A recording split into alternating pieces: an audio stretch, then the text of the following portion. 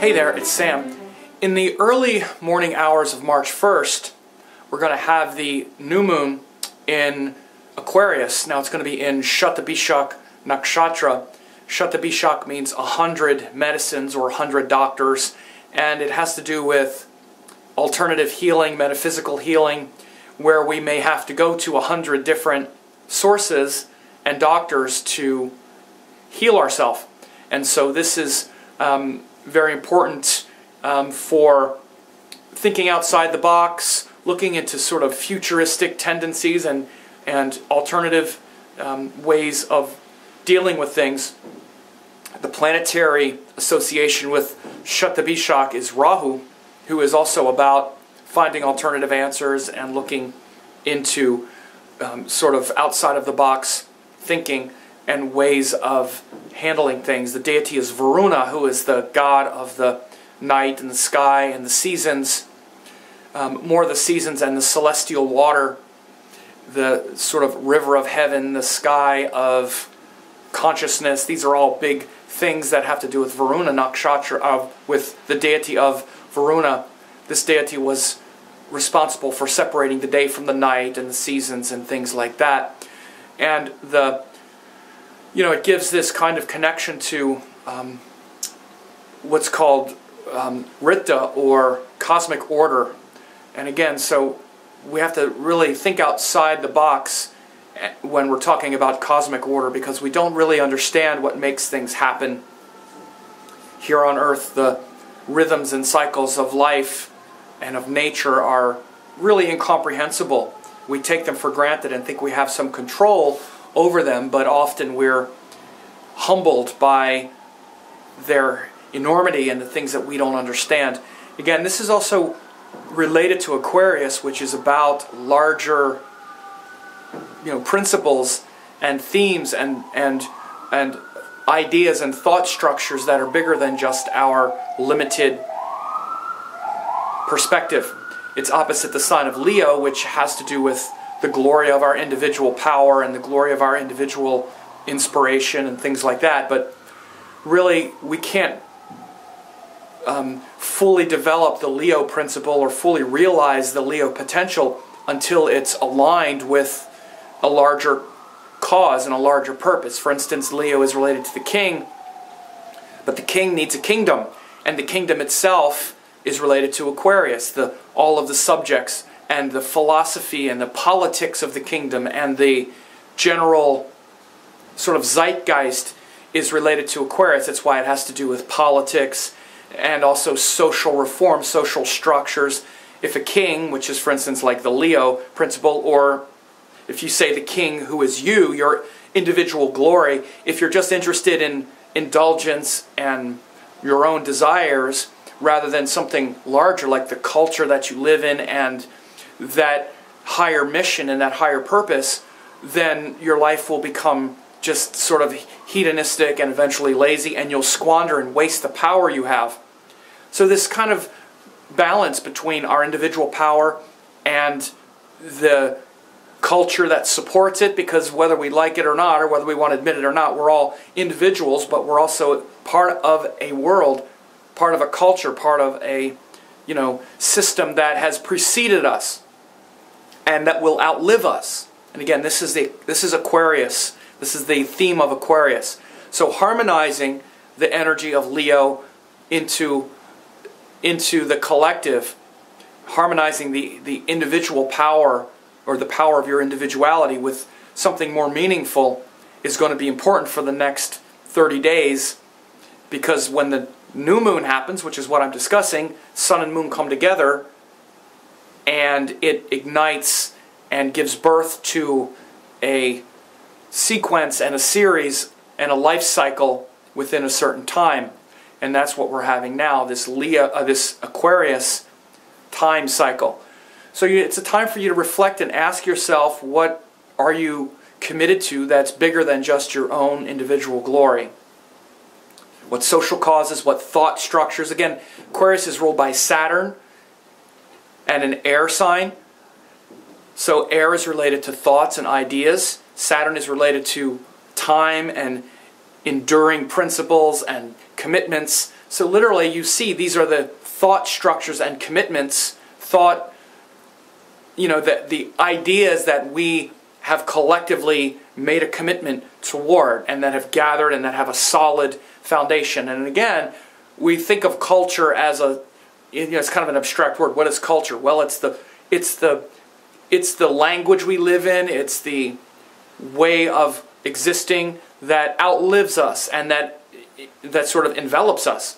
So in our culture now, like I live in America, in Western culture and in global culture, really, there's a renaissance of technology. In American culture, for instance, we're dealing with things like about how our government might, spy on us, and healthcare, and, certain kinds of human rights with technology. Other cultures are dealing with things in a different way. Like in Indian culture, they're dealing a lot with women's rights right now. We're seeing the explosion of a lot of political, unrest here in the last few weeks. Venezuela, Ukraine, others, not coming on the top of my head right now, but we're seeing of course, Syria has been in a state of flux and unrest for quite a while. Also, North Korea and human rights issues. So the last couple of years we've had a lot of these social causes been at the forefront because Saturn, which is the ruler of Aquarius, has been going through Libra. There's been a lot of, like, a renaissance on gay rights in the US and around the world. So these are all culture. And culture is a collection of individuals. Again, a culture in some ways doesn't exist. It's the collective will of individuals. Big themes for the next 30 days, starting in the early morning of March 1st. Now, interestingly, and what's really fascinating is, a few hours after we have the new moon, Sun and Moon come together, Mars is going to turn retrograde, and he'll stay retrograde until around the end of May. And then the next day, Saturn turns retrograde, and he'll be retrograde until July. So the new moon on March 1st precedes both Saturn and Mars turning retrograde within a couple days of that. And then about a week later, I believe it's on March 7th, Jupiter goes direct, because Jupiter had been retrograde. So Jupiter goes direct. So this whole thing of retrograde motion, planets moving retrograde and direct, will be very important in the next week after the new moon. So all these themes I've been talking about relative to social justice and unrest and equality and your commitment and your relationship to it. And again, it doesn't necessarily have to be culture. It can be other kinds of thought structures as well, other concepts and ideas. Like you see me doing mine. My contribution to the Aquarian cultural world is like videos and giving updates and all of that stuff. It's also sort of Piscean and Jupiterian because it's teaching and it's like metaphysical teaching and stuff. But to give to the culture, to try to add my voice to the collective good, what I consider to be good, that's what I do. So what are you doing? How are you contributing? And it doesn't have to be on such a scale. It can be in your local community. It can be anywhere.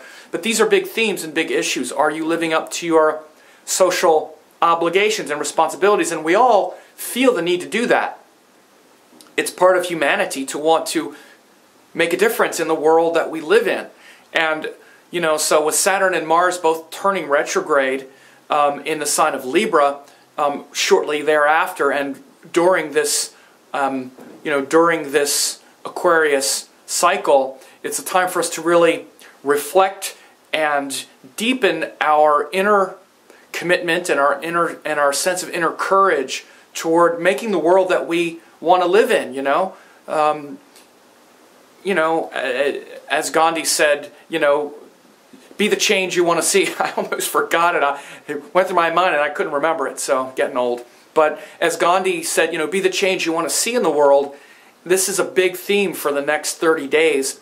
And, this new moon also happens to come right after Mahashivaratri, which is the 14th lunar day of Krishna Paksha. As each month, on the 14th lunar day of Krishna Paksha, Krishna Chaturdashi, is Shivaratri, which is the day to worship, or the night to stay up all night and worship Lord Shiva. You see, Lord Shiva has the moon on his forehead. It's that Chaturdashi moon.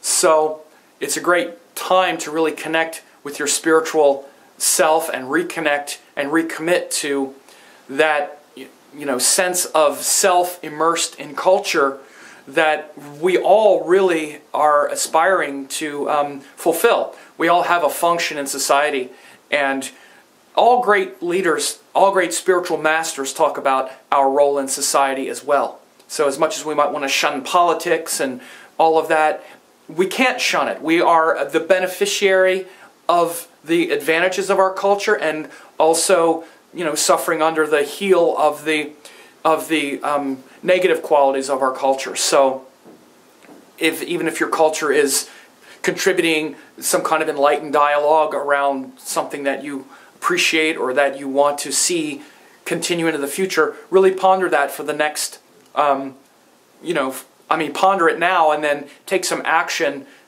toward those things. We also have Venus and Mercury in Capricorn right now, which brings a lot of skill and creativity and commitment to do those things.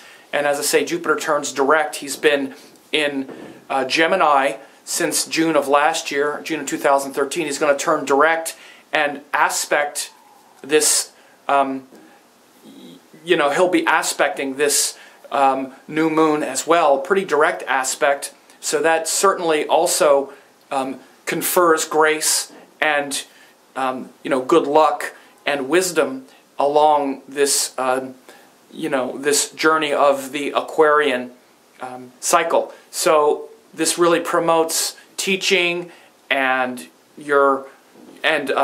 connecting your inspiration and purpose with something meaningful. So don't squander the opportunity. So anyway, I hope this was helpful. And if you want to find out about your sign and how this is going to affect your sign, then you can also check that out for 1 penny. You can check that out and get 2 weeks to my member site, where you also get daily forecasts and a bunch of other stuff, some free classes and all kinds of cool stuff. There should be a link here. So share this with others. Let me know what you think as well.